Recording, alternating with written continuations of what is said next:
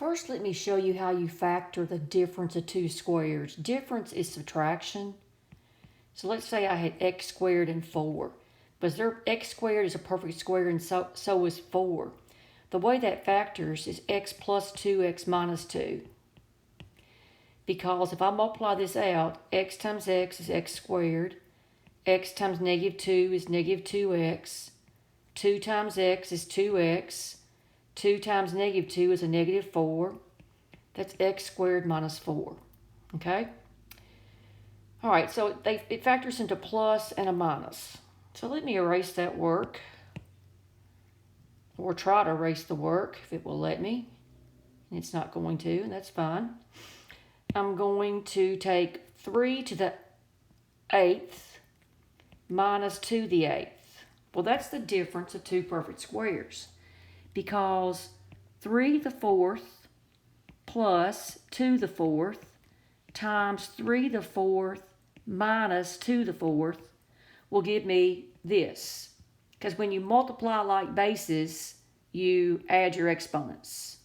So you get 3 to the 8th and then 2 to the 8th. And of course, the middle terms are going to cancel out because you got a plus and negative.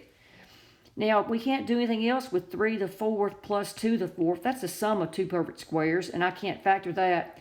But this one is a difference of two perfect squares, and that's going to be 3 squared plus 2 squared times 3 squared minus 2 squared. So 3 to the 4th is 81 plus 2 to the 4th is 16.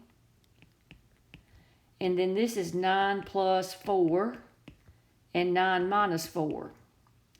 So 81 plus 16 is a 97. And that's a 13. And 9 minus 4, last time I checked, is a 5. So I've got 97, 13, and a 5. So what's the problem say? It says, which of the following is not a factor? Not. Well, this obviously is, so cross it out.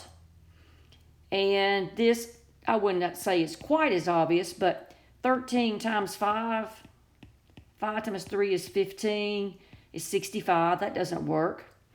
Now, 35, how does it word it? Which is not a factor. That's going to be the answer because 35 is 7 times 5, and we do not have a factor of 7 over here. So we can just stop with that. The answer is C.